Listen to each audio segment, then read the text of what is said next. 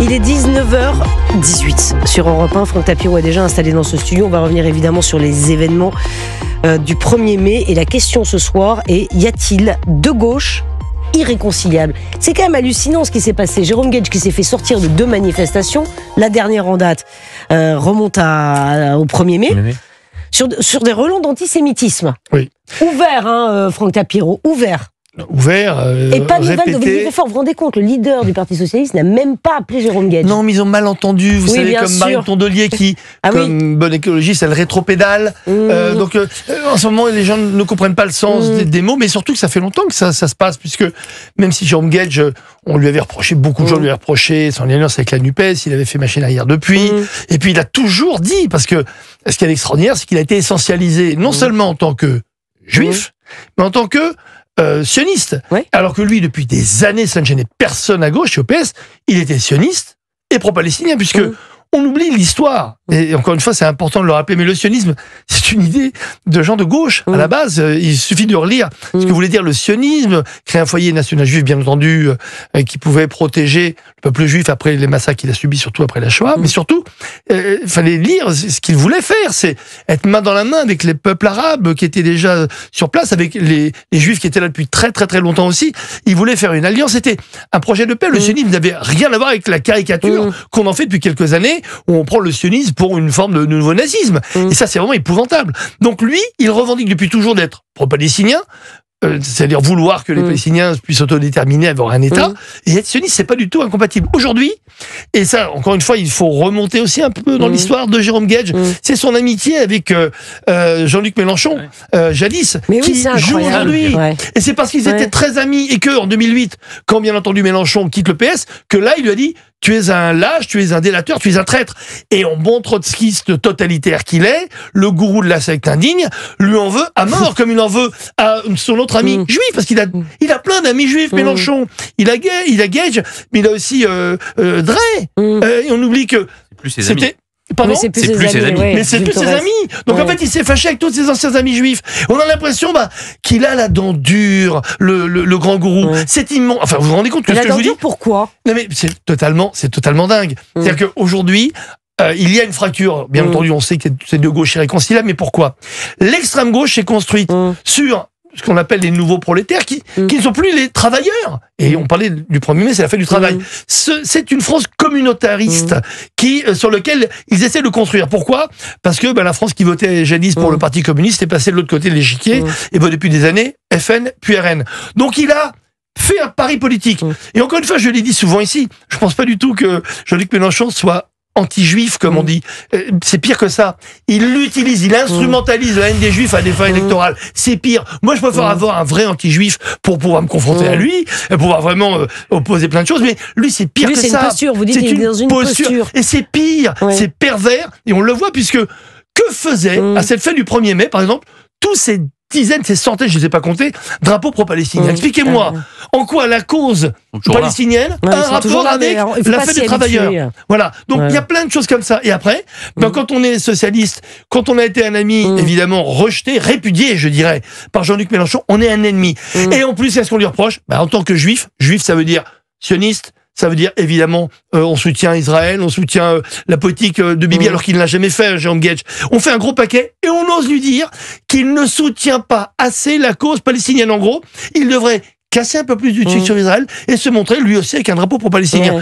Et je suis désolé, mais Jérôme Guedj, pour moi, il a fait une erreur avec la NUPES, mais c'est un calcul politique aussi. Il a vraiment retrouvé, je trouve, du sens. Il a montré d'ailleurs que le socialisme n'était pas compatible, ne sera jamais compatible avec cette extrême gauche qui est honteuse. Et Olivier Faure, pourquoi on l'entend pas? Mais c'est incroyable. Mais on l'a pas beaucoup entendu. Non. Mais ça fait des années qu'on n'entend pas Olivier Faure. Enfin, franchement, si vous entendez Olivier Faure, pourtant Dieu sait si son nom est assez évocateur par rapport à un volume que pour être le sien, mais je trouve qu'on ne l'entend pas du tout. C'est pas le plus charismatique des chefs qui ont eu le PS. Non, mais bien sûr, mais il n'a même pas appelé Jérôme Guedj. Mais non, c'est honteux tout cela. Et encore, en faisant ça, et puis ça se sait, parce que même si c'est du privé, la preuve, il n'y a plus de off, l'off c'est l'officiel maintenant.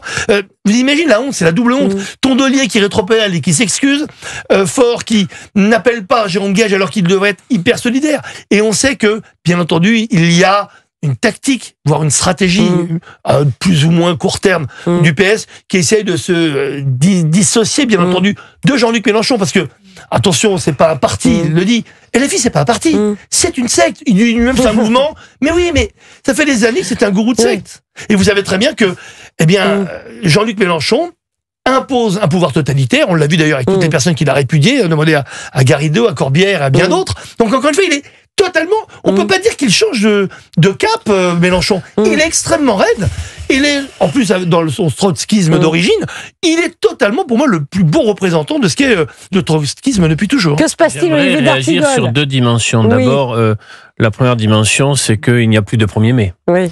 Il n'y a plus de 1er mai depuis à peu près une dizaine d'années, avec le 1er mai devenu une journée sécuritaire. On parle plus de maîtrise de l'ordre public, de stratégie du maintien de l'ordre que des revendications salariales. Il y avait une actualité industrielle importante avec ArcelorMittal sur cette année. Il y a 18% du salariat français qui est au SMIC. C'est du jamais vu. Et donc, les antisémites et les casseurs ont volé. Ce sont des voleurs de 1er mai. Première chose. Deuxième chose, il faut quand même suivre de près ce qui va se passer au Parti Socialiste avec le congrès qui vient. Parce que cela sera une ligne de clarification très nette. Et alors vous tablez sur quoi ? Il faut que le PS Je pense, alors on dit que Boris Vallaud est faiseur de roi parce que il pourra faire pencher d'un côté ou de l'autre, mais je pense qu'il y a au sein de la gauche socialiste et des adhérents, n'est pas d'accord. très certainement... Non, mais, j'aime beaucoup Olivier d'Artigol. Non, mais je peux terminer Boris Vallaud, faiseur de roi. Oui, c'est-à-dire qu'il ne peut pas être le futur secrétaire national du Parti Socialiste, mais le courant qu'il représente, qui n'est pas allé... Je sais, mais là, en plus, c'est un journaliste politique qui est au fait de ça. Il n'a pas fusionné avec les opposants d'Olivier Faure, mais il se retrouve dans une situation où ce qu'il dira lors de ce congrès aura sa petite influence. Ce qu'Olivier d'Artigol vient de dire est parfaitement... C'est vrai. C'est l'analyse politique la plus juste. Moi, je dis juste que vous voyez les noms auxquels on est confronté quand même. Mais je fais avec Olivier Faure, Nicolas Mayer-Rossignol, Boris Vallaud. Mais de quoi faire rêver le peuple de gauche? Non mais enfin, si le congrès se termine par une défaite de ceux qui n'arrivent pas de prendre leur liberté par rapport aux insoumis, ce sera quelque chose, un paysage politique à gauche. Je voulais revenir sur le premier argument. Un paysage à droite aussi. Non mais ce premier argument, dire qu'ils ont tué le 1er mai, donc moi je propose un nouveau nom, puisque le 1er mai marche plus. Comme depuis le 7 octobre, on a dit 8 mai, on va faire le 1er 8 mai. Donc ça va très très bien, je trouve, puisque maintenant l'antisémitisme, la haine des juifs, c'est la variable d'ajustement de l'extrême gauche, qu'ils aillent au bout. Donc c'est le 1er 8 mai, avec les drapeaux palestiniens, et on oublie les travailleurs, et on oublie les syndicats, on oublie le travail. D'ailleurs, la valeur travail n'existe plus à l'extrême gauche. Je ne donnerai jamais le 1er mai aux casseurs et aux antisémites. Le 8 mai, ça leur va mieux. Non, mais et une chose encore, effectivement, cet homme de 70 ans qui portait une kippa, qui donnait à manger à des chats dans la rue, dans le Gard, qui se fait tabasser, disons les choses, par un homme ivre. Mais c'est pas une excuse, de 45 ans, qui le traite de sale juif devant des témoins. Heureusement qu'il était ivre, parce que peut-être que s'il n'avait pas été, ça aurait été bien pire. Donc on va dire qu'il n'a pas maîtrisé peut-être tout. Non, je le dis en blaguant, vous savez pourquoi? Parce qu'aujourd'hui, malheureusement, on est dans la banalisation de ce genre de fait. C'est arrivé avec un rabbin, puis en plus avec une personne, et puis avec une autre. Et puis il y a quelques années, on a tué une femme juive, Madame Sarah Halimi, on l'a massacrée, puis on a dit que cet homme était fou. Donc qu'il soit ivre, qu'il soit drogué, qu'il soit etc. Aujourd'hui, dès qu'on tue un juif, on trouve des circonstances atténuantes incroyables. Ivre d'un côté, cannabis de l'autre. Jusqu'à quand ça va durer cette arnaque judiciaire, cette arnaque surtout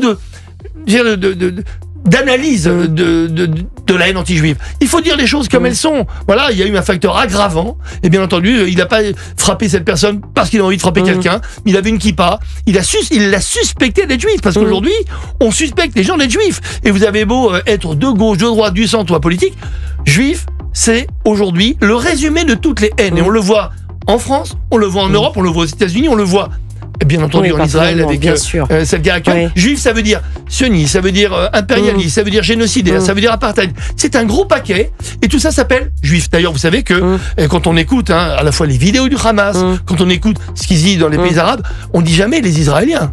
On dit Yahoud. Et Yahoud en arabe, ça veut dire les juifs. Donc, finalement, tout ce qui se passe dans le monde aujourd'hui tente à provoquer ce genre d'exactions épouvantables. Mais surtout, attention, gare à la banalisation. On a l'impression que finalement... les drapeaux palestiniens, c'est pas normal. Mais non, c'est pas normal, ils ont rien à faire là. Bah oui. Et ce genre d'affaires, elles sont extrêmement graves. Voilà, donc à force de banaliser, finalement, on va dire, un juif de plus qui est agressé. Finalement, il a peut-être cherché aussi, on va ressortir ça. Regardez les images du meeting de Jean-Luc Mélenchon à Marseille en 2017. Il n'y a pas de drapeau palestinien avec que des drapeaux français. Exactement, vous avez raison. Franck Tapiro, merci infiniment. Merci à vous. D'être venu sur le plateau d'Europe 1. Pierre Jouvet, secrétaire général du Parti Socialiste, député européen, est avec nous au téléphone dans un instant.